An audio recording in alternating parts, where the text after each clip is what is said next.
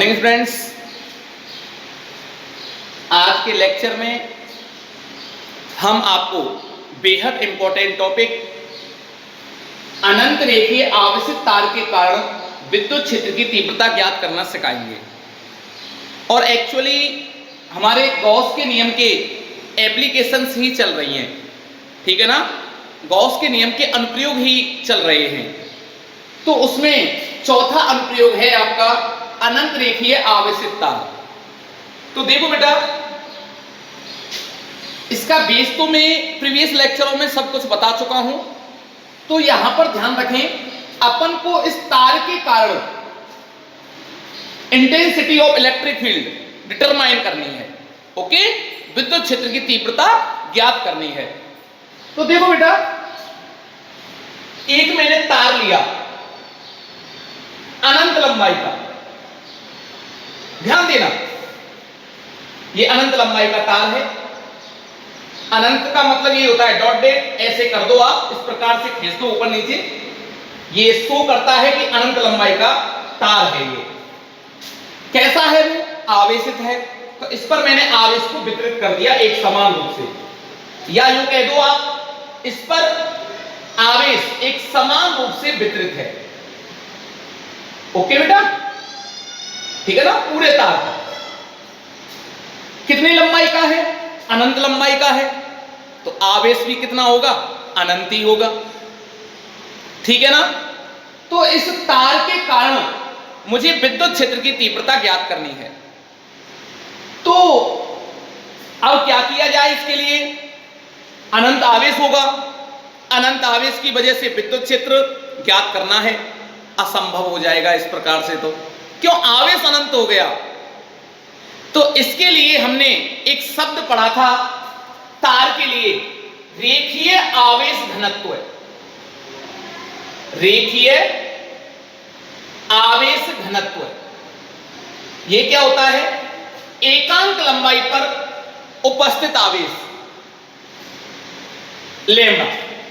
तो इस तार का जो एकांक लंबाई पर आवेश है वो लैम्डा है। तो जितना तार मैं कंसीडर करूंगा उस तार के लिए मैं इलेक्ट्रिक फील्ड मतलब विद्युत क्षेत्र में डिटरमाइन कर सकता हूं, ज्ञात कर सकता हूं। ओके, तो इसके लिए बेटा क्या किया जाए? क्या ज्ञात करनी है अपन को? विद्युत क्षेत्र की तीव्रता। तो जरा देखें, जो विद्युत क्षेत्र है वो हमारी कैसी राशि है बेटा? सदिश राशि है। और सदिश राशि का परिमाण भी होता है और दिशा भी होती है, दिशा और परिमाण। तो इस विद्युत क्षेत्र का मान ज्ञात करने के लिए इस तार के कारण मुझे एक तो दिशा ज्ञात करनी होगी और एक बेटा इसका परिमाण ज्ञात करना होगा।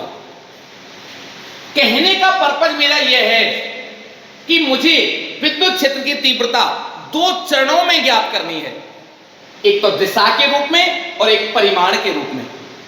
ओके, तो देखो बेटा, इस तार पर मैं कोई भी एक निर्देश बिंदु ले लेता हूं। निर्देश बिंदु, जैसे कि मैंने एक निर्देश बिंदु ये ले लिया, कहीं भी ले लो आप बिंदु को, ये निर्देश बिंदु ले लिया मैंने। यहां से r दूरी पर,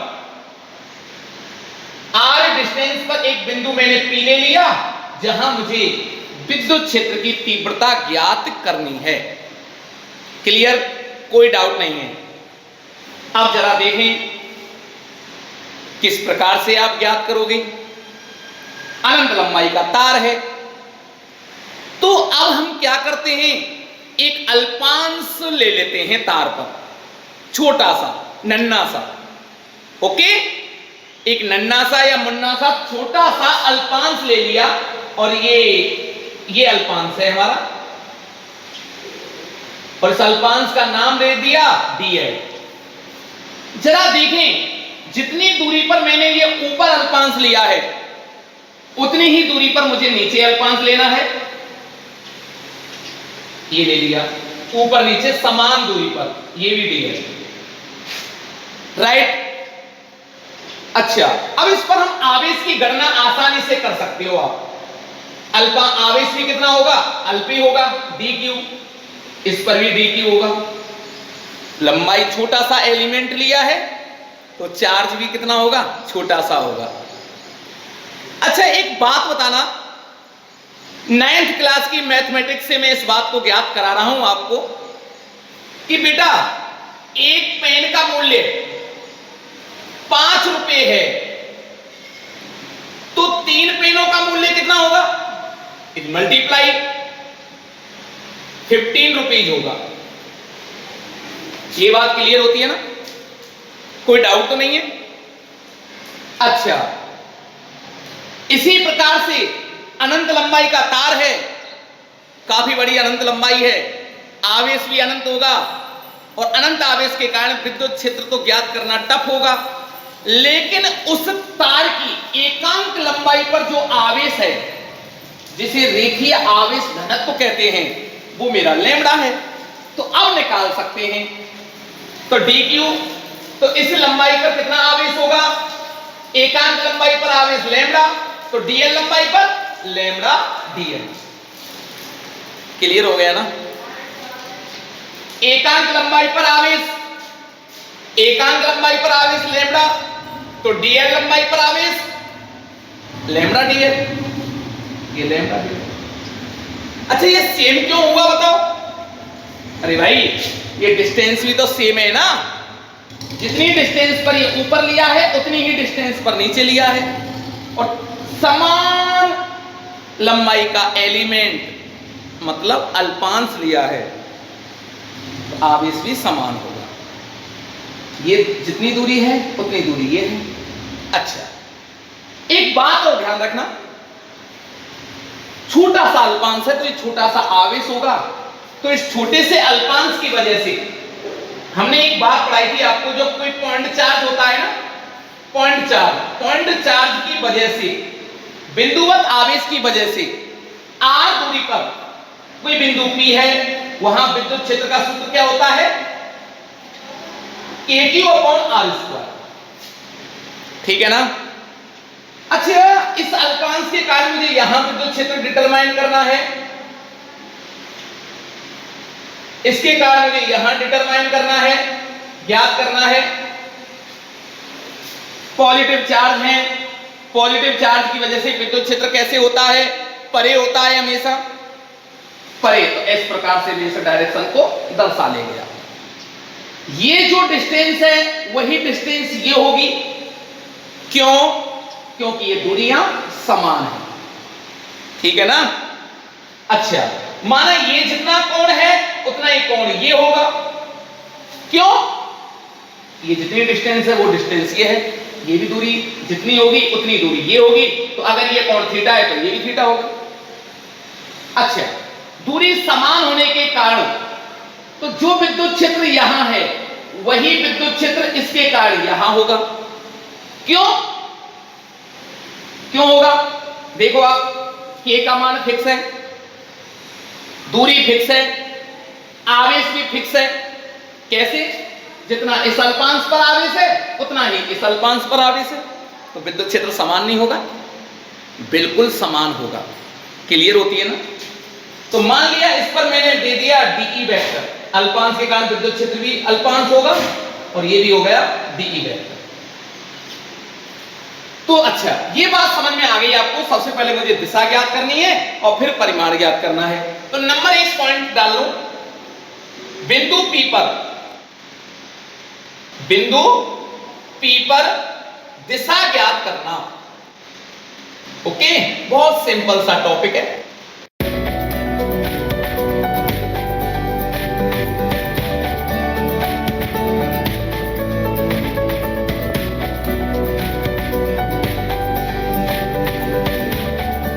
बिंदु P पर मुझे दिशा ज्ञात करनी है विद्युत क्षेत्र की। अब जरा देखें इन दोनों अल्पांशों के कारण मैंने जो विद्युत क्षेत्र ज्ञात किया है, परिमाण में दोनों समान हैं, डायरेक्शन इनकी दोनों की कैसी है बताओ, अलग अलग है।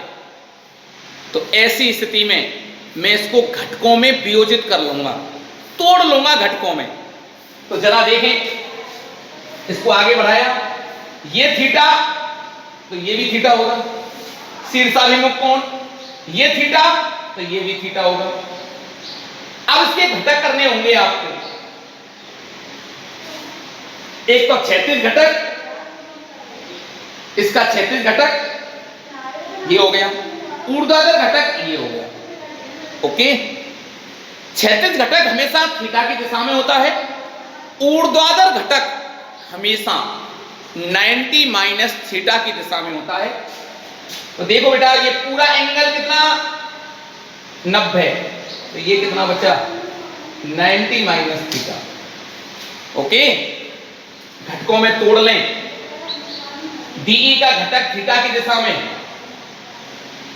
DE cos theta, 90 minus theta की दिशा में डीई साइन थीटा। ओके, जिस प्रकार से ऊपर वाले के किए उसी प्रकार से नीचे वाले के, डीई कॉस थीटा इस वाले का थीटा की दिशा में, और नीचे डी साइन थीटा। क्लियर, कोई डाउट नहीं है। विद्युत क्षेत्र सदिश राशि है। अगर सदिश राशि का परिमाण समान हो और दिशा बिल्कुल अपोजिट हो इस प्रकार से, तो वो निरस्त हो जाते हैं। क्या हो जाते हैं? निरस्त। तो देखो, दोनों का परिमाण समान है, दिशा अपोजिट है, तो ये निरस्त हो जाएंगे। ओके, तो जो परिणामी दिशा आ रही है वो कौन सी डायरेक्शन में आ रही है? ओपी दिशा में। ये घटक बचे हैं दोनों, क्यों? ये तो निरस्त ही हो गई, आपको पता है। किसके कारण आ रही है बेटा ये ओपी दिशा में? इन दो छोटे छोटे अल्पांशों के कारण।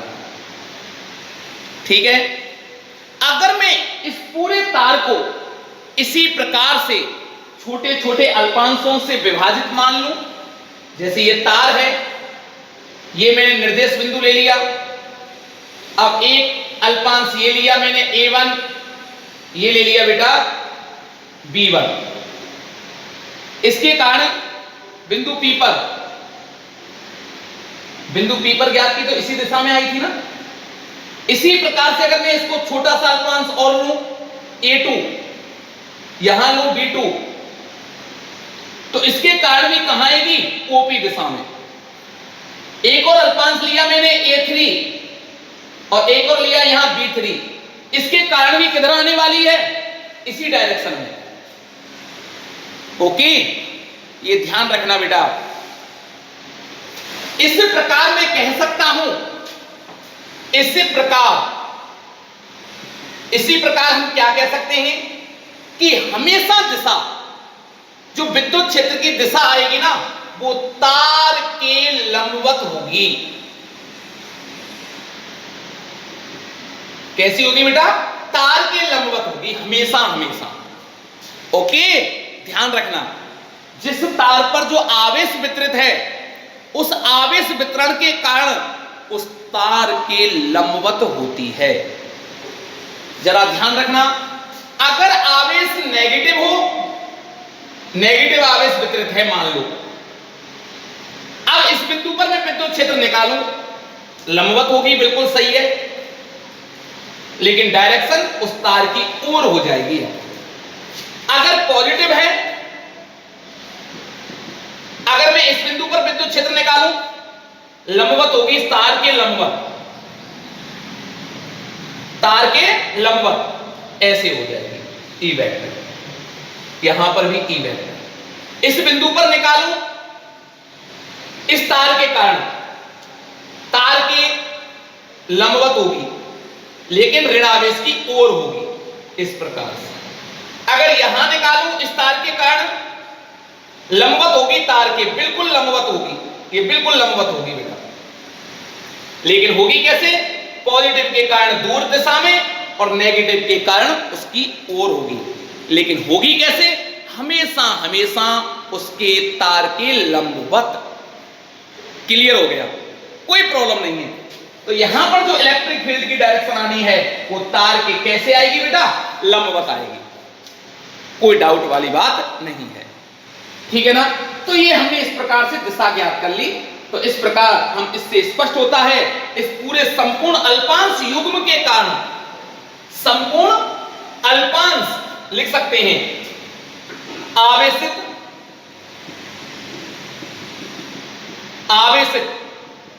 तार के संपूर्ण अल्पांश युग्म के कारण विद्युत क्षेत्र की दिशा, आवेशित तार के संपूर्ण अल्पांश युग्म के कारण विद्युत क्षेत्र की दिशा तार के लंबवत होती है। बस लास्ट में ये लाइन चित्र बनाने के बाद जो मैंने बोला इस थ्योरी के बाद इस लाइन को जरूर लिख दोगे, ठीक है, कोई डाउट नहीं है, क्योंकि हमने यही बात सीखी है अभी प्रैक्टिकल द्वारा। अब मेरा दूसरा स्टेप क्या है बेटा, परिमाण ज्ञात करना। तो देखो परिमाण किस प्रकार से ज्ञात करोगे, ये मिटा देता हूं मैं।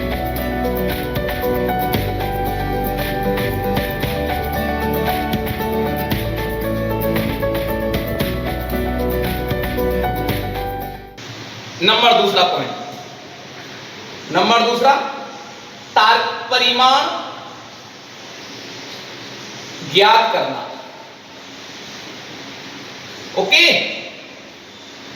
अच्छा ध्यान रखना, कोई सा भी अनुप्रयोग हो हमेशा हमेशा 3 स्टेपों में परिमाण ज्ञात करते हैं, 3 स्टेपों में ध्यान रखना, बहुत इजी हो गया।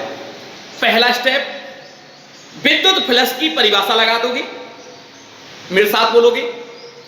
पहला स्टेप विद्युत फ्लक्स की परिभाषा लगा दोगे। दूसरा स्टेप गाउस का नियम लगा दोगे, बोलो। दूसरा स्टेप गाउस का नियम लगा दोगे और तीसरे स्टेप में दोनों को बराबर कर दोगे। क्यों? विद्युत फ्लक्स में भी फाई बराबर आता है और गाउस के नियम में भी फाई बराबर आता है, तो दोनों फाइयों को बराबर कर लोगे, आपका विद्युत क्षेत्र ज्ञात हो जाएगा। अब तो कोई डाउट नहीं रहा, एक बार रिवाइज करें। कितने स्टेपों में आपको गाउस ये विद्युत क्षेत्र का मान ज्ञात करना है?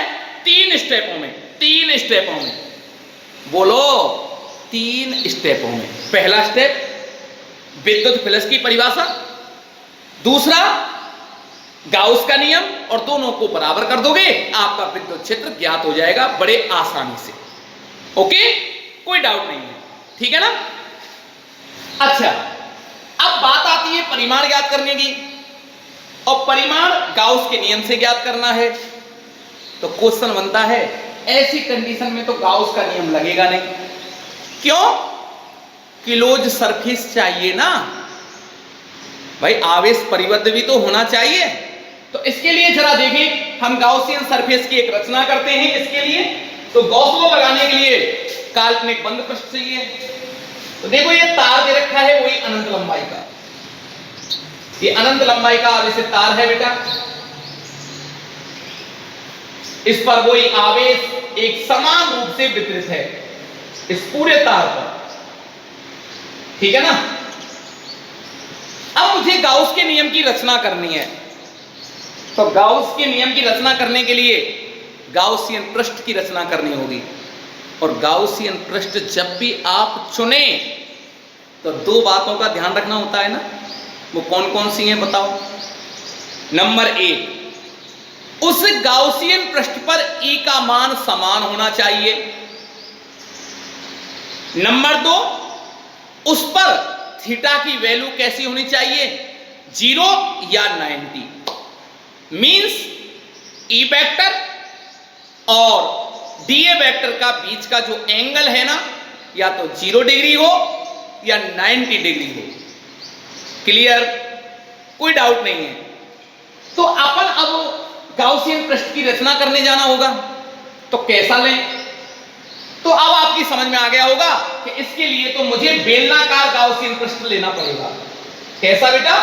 बेलनाकार। ये मैंने एक बेलनाकार गाउसियन पृष्ठ की रचना की। ये किस प्रकार से की है ये भी देखें जरा। एल लंबाई का है बेटा, एल लंबाई, क्यों लंबाई तो फिक्स लेनी पड़ेगी, तार तो अनंत लंबाई का है, आवेश भी अनंत हो गया, और अनंत आवेश की वजह से हम विद्युत क्षेत्र को ज्ञात नहीं कर पाएंगे। तो एक सीमित लंबाई का मैंने गाउसियन पृष्ठ ले लिया, कितनी भी लंबाई आप ले सकते हो, ओके। त्रिज्या आर है इसकी, रेडियस क्या है बेटा, आर।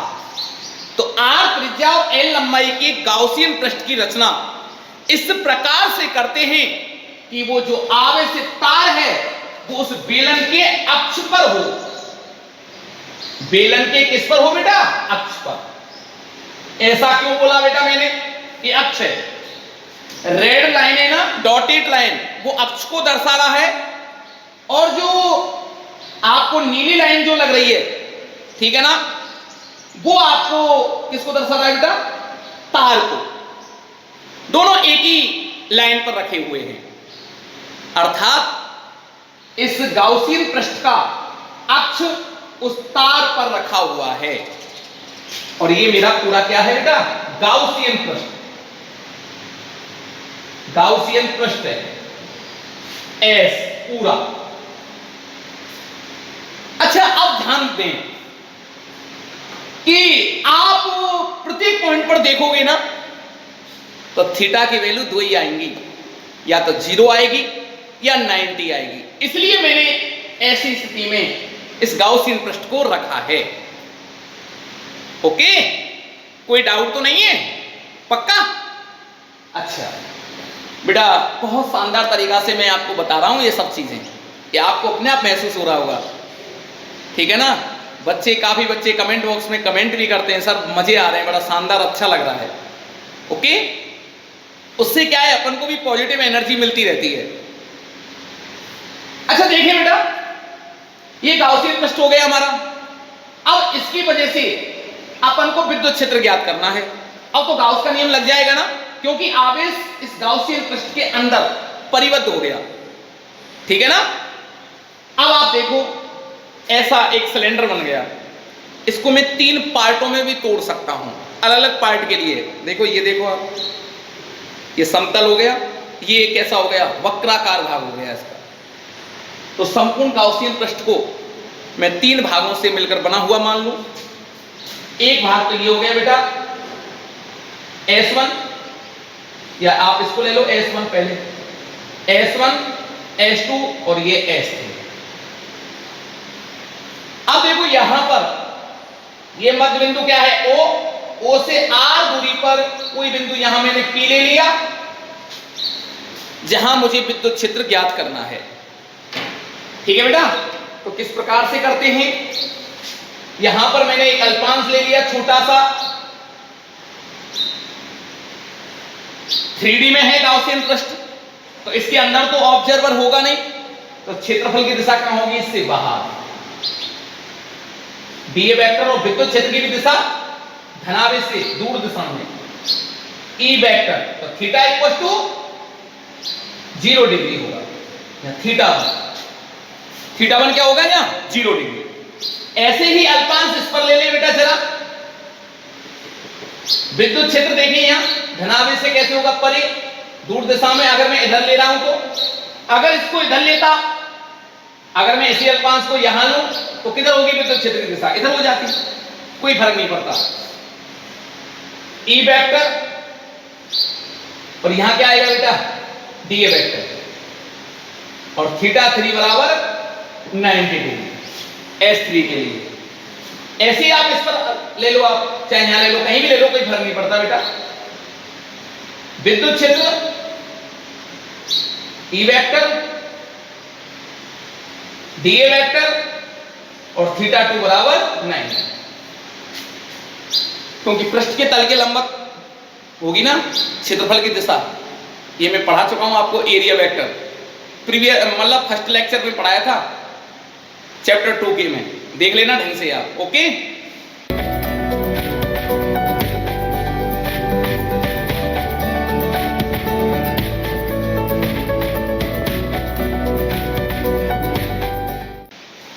अब बेटा गाउस का नियम आसानी से लग जाता है इस पर।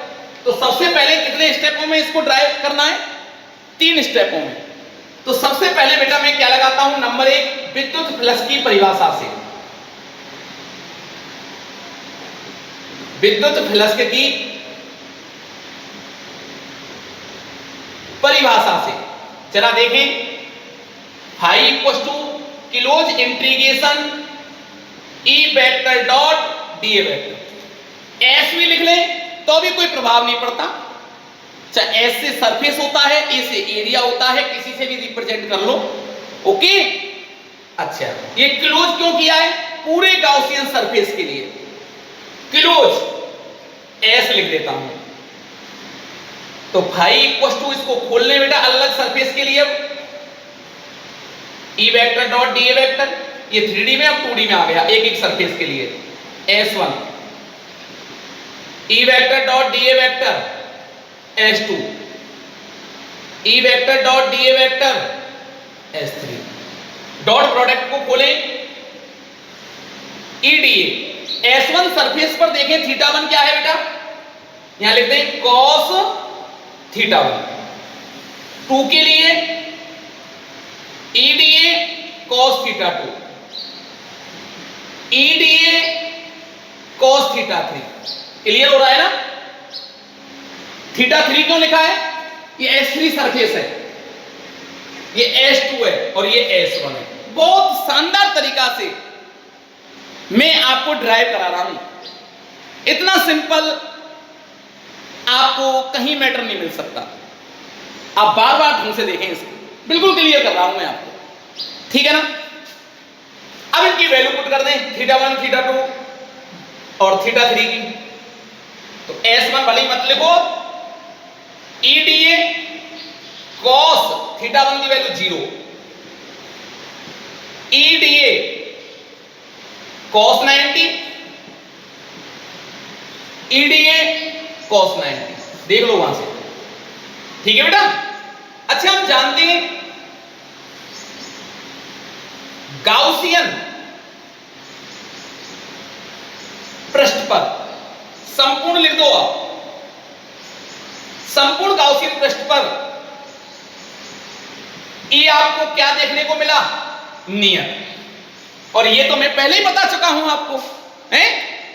अरे पहले ही बता दिया ना ये बात, तो ई नियत है और cos 90 की वैल्यू 0, ये 0, ये 0 और cos 0 की वैल्यू 1 होती है। इसकी वैल्यू क्या होती है बेटा, 1। ई कांस्टेंट है, ई बाहर निकाल लिया और आपका ये डी है। इस वाले पृष्ठ के लिए +0 +0। जरा देखें आप, ये जो इंटीग्रेशन है ना डी, ये बेलन के, जैसे ये बेलन है ना, इसके इस कर्व भाग का क्षेत्रफल है, क्या होता है 2πrl। बेलन के वक्र भाग का क्या क्षेत्रफल का सूत्र क्या होता है, 2πrl। इसकी वैल्यू जरा इसमें रखें, ई बाहर है, 2πrl, phi equal to equation A. कोई दिक्कत आई?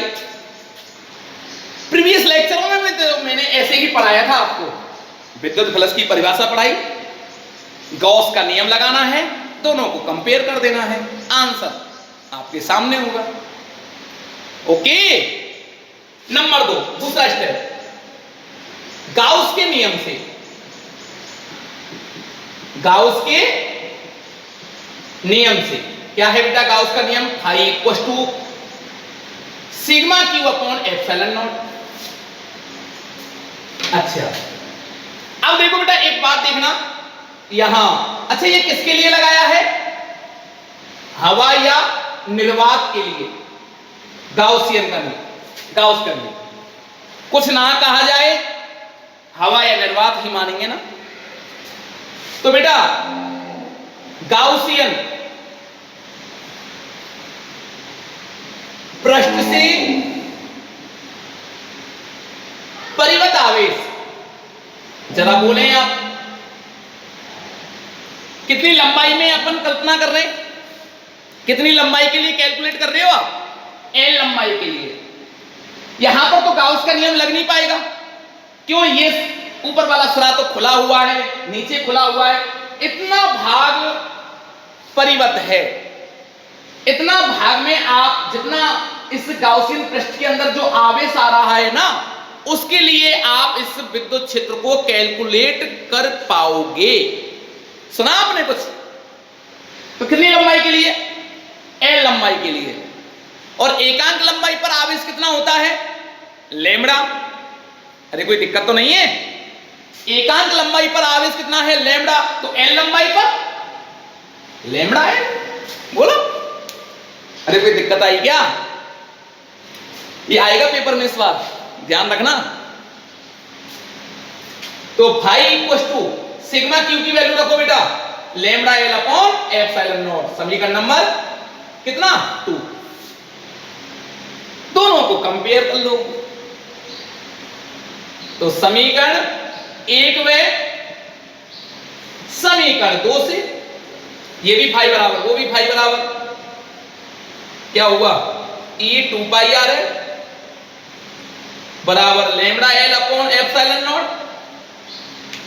कटपिट कर लो, टिच टिच, ठीक है। तो E की वैल्यू फाइंड करनी है, तो E equal to lambda upon, इसको नीचे ले जाओ पक्षांतरण करके, 2 पाई एप्सिलॉन नॉट और R। ये आंसर आपका आ चुका है, कोई प्रॉब्लम नहीं है।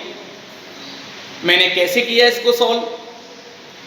सबसे पहले दिशा ज्ञात करी, उसके बाद परिमाण निकाला, और परिमाण ज्ञात करने के लिए 3 स्टेपों में काम करना है।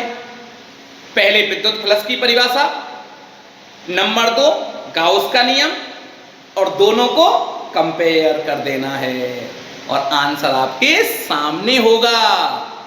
कोई डाउट तो नहीं है? ये आ गया, ठीक है। अगर मैं के फॉर्म में लाऊं, के पदों में, तो के की वैल्यू तो ये होती है ना 1/4 पाई एप्सिलॉन नॉट। तो यहां में 4 पाई तो आ नहीं रहा है, तो इसके लिए मैं ऊपर नीचे 2 से गुणा कर दूंगा। तो E इक्वल टू क्या हो गया? 2 लैम्बडा, अरे रुक ले भाई, के आपको 4 हो पहले, 4 पाई एप्सिलॉन नॉट आर, ठीक है ना बेटा। तो देखो बच्चों, E बराबर 1/4 पाई एप्सिलॉन नॉट किसकी वैल्यू है? के की। तो 2k लैम्बडा अपॉन आर, ये कोई डाउट वाली बात नहीं है, ठीक है ना। अगर मैं इसको वेक्टर फॉर्म में लिखूं, सदिश रूप में, तो E वेक्टर बराबर 2k lambda upon R, R के। आर कैप क्या है? यहां यूनिट वेक्टर, एकांक सदिश। इसकी दिशा जो आपने डिस्टेंस को मेजरमेंट किया है ना, उसी दिशा में होगी, और जिस दिशा में इसकी दिशा है उधर ही इसकी दिशा होगी। तो आर को मेजरमेंट कैसे कर रहा हूं मैं? इस प्रकार कर रहा हूं ना, इसी दिशा में होगी, ठीक है ना।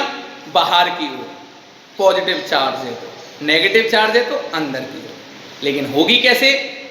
तार के लंबवत, यहां लिख भी देते हैं, तार के लंबवत, ठीक है ना। अब देखो, आपने ये 2 बातें सीख ली हैं कि दिशा किस प्रकार से ज्ञात करनी है और परिमाण किस प्रकार से ज्ञात करके आपको लाना है। अब जरा इस इक्वेशन से आप एक बात और देखें, क्या रिलेशन आ रहा है? तो स्पष्ट है कि नंबर 1 E समानुपाती लैम्बडा, विद्युत क्षेत्र रेखीय आवेश घनत्व के समानुपाती होता है। इसका मीन्स अगर लैम्बडा को बढ़ाएंगे तो E भी बढ़ेगा। अगर आप इतने गाउसियन पृष्ठ की रचना करते हो तो लैम्बडा कम हो जाएगा ना, तो विद्युत क्षेत्र भी कम आएगा, ठीक है ना। तो इसमें अगर आप ग्राफ प्लॉट करें,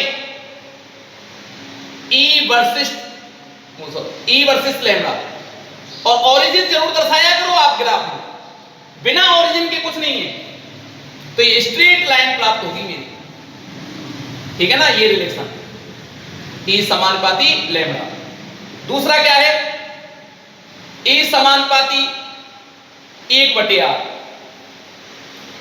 आर बढ़ेगा तो ए का मान घटेगा। तो इसमें ग्राफ प्लॉट करें जरा, आर में और ई में, तो ये ऐसे आएगा। जब दूरी का मान 0 है तो इलेक्ट्रिक फील्ड क्या होगा, अनंत होगा। तो ये टच नहीं करता है, ऐसे आता है बेटा ऊपर से, और इधर भी टच नहीं करेगा, इस प्रकार से जाएगा आगे। ओके, ये ध्यान रखना। और ये ग्राफ काफी बार ऐसे पूछ लिया गया है, काफी बार 1/r में पूछे ओरिजिन। तो बताओ 1/r के साथ क्या रिलेशन आता है, समानुपाती का। तो ये सरल रेखा प्राप्त होगी। ओके बेटा, मैं